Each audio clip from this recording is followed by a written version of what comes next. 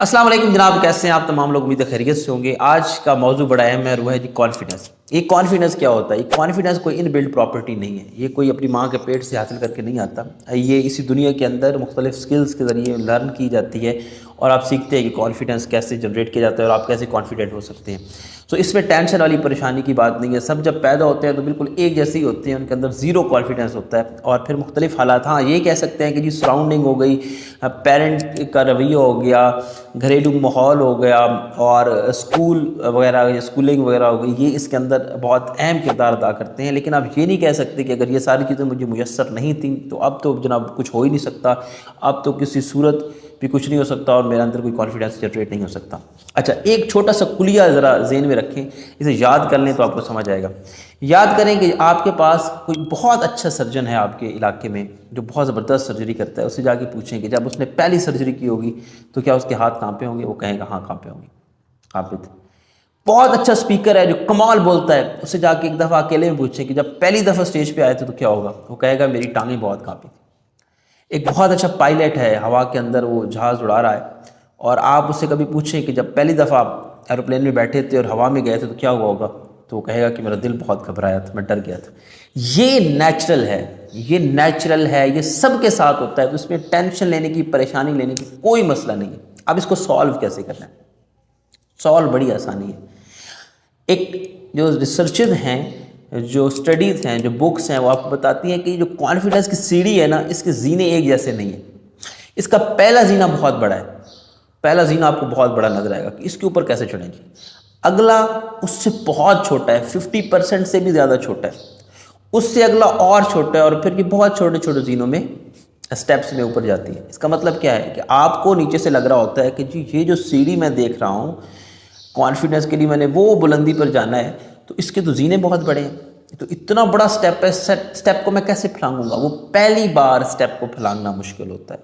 आप जब एक दफ़ा स्टेप को फलांग जाते हैं, अगले स्टेप बहुत छोटे हैं और बहुत आसानी से आप बड़े औज पर और कमाल पर पहुंच सकते हैं। मैं एक मिसाल के ज़रिए आपको समझाता हूँ। क्लास के अंदर मैंने अनाउंस किया कि जी नेक्स्ट वीक आप लोगों की प्रेजेंटेशन होगी। अब वो प्रेजेंटेशन का जब दिन आया तो मैं क्लास में आया और मैंने बच्चों से कहा कि हाँ जी प्रेजेंटेशन देने कौन आएगा? सारे चुप, कोई भी नहीं आना चाह रहा था, वॉलंटियरली कोई नहीं आना चाह रहा था। मैंने 2-3 दफ़ा पूछा कि कौन आएगा कौन आएगा कौन आएगा, और सारे चुप बैठे जी, सब डरे हुए हैं जी, कैसे फेस करेंगे क्लास को, कैसे बोलेंगे, बोर्ड पे कैसे लिखेंगे और बहुत सारी और मसाइल। सो मैंने उनमें से 4-5 बच्चे सेलेक्ट किए और मैंने कहा आप लोग आ जाएं और जी आप आके तो प्रेजेंटेशन दें। वो लोग आ गए। अब वो लोग जैसे आए, उन लोगों ने जैसे ही प्रेजेंटेशन दी, पहली पहली बहुत बच्चे ऐसे थे जो पहले दे चुके थे, बाज़ की पहली थी तो कुछ अच्छी थी कुछ नहीं भी थी, लेकिन हमने बड़ा बैकअप किया, बड़ी क्लैपिंग वगैरह हुई और हमने कहा कमाल कर दिया जी, बहुत अच्छे तरीके से आप लोगों ने प्रेजेंटेशन किया, ठीक है जी शाबाश, बैठ जाए। बैठ गए। अब हुआ क्या जनाब, नेक्स्ट वीक जब दोबारा प्रेजेंटेशन की बारी आई और मैंने कहा जी कौन आएगा प्रेजेंटेशन के लिए, आप यकीन करें वो 4-5 बच्चे जिनको मैंने पिछली दफ़ा सेलेक्ट किया था वो खड़े हो गए और उन्होंने कहा सर हम देंगे प्रेजेंटेशन। क्यों?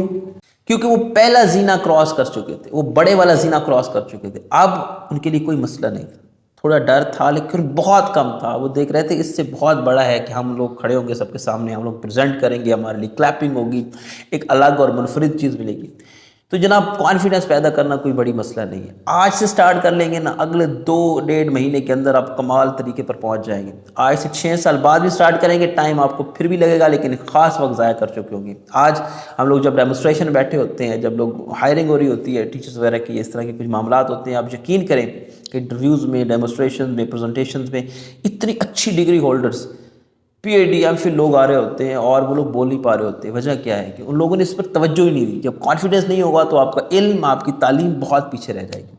तो करना क्या है ना, बहुत आसान सा नुस्खा है। करना ये है कि आज से ही स्टार्ट करना है। कोई गैदरिंग है, कहीं बैठे हैं और कोई अनाउंसमेंट करनी है आपको, मैं करता हूँ, खड़े हो जाए अनाउंसमेंट करें। ठीक है जी, मस्जिद में बैठे हैं, कोई बंदा आ गया उसने कहा जी ऐलान करवाना है आपको, मैं कर देता हूँ।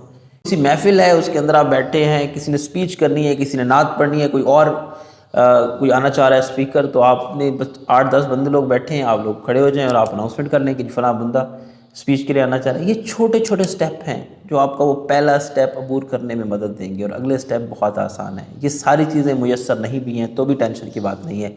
ख़ुद को फेस करना सबसे मुश्किल होता है। आप लोग आईने के सामने जाएँ, अपनी आँखों में आँखें डालें और उनसे बातें करें। कोई ना कोई स्क्रिप्ट याद करें, कोई ना कोई तकरीर याद करें, कोई ना कोई स्पीच याद करें और वहाँ खड़े होकर आई टू आई अपने साथ कनेक्शन करके تو آپ لوگ اس پہ ساری کی ساری پڑھ دیں. یہ 2-3 دفعہ کریں گے بہت کم ہو جائے گا، اور پھر کوئی ایک چانس بھی آپ کو ملے گا جہاں پر آپ لوگوں کو پبلک کے سامنے آنا ہے، وہ آپ عبور کر لیں گے تو آپ پھر کسی بھی انٹرویو میں، کسی میں ڈیمونسٹریشن میں، کسی بھی پریزنٹیشن میں کبھی بار نہیں کھائیں گے. یہ کچھ پریکٹیکل باتیں تھی جو میں نے آپ لوگوں سے کہی ہیں، کتابی باتوں سے ہٹ کر، جو آپ لوگ اپلائی کریں اور انشاءاللہ تعالی کانفیڈنس آپ لوگوں کا مقدر ہوگا. Thank you very much.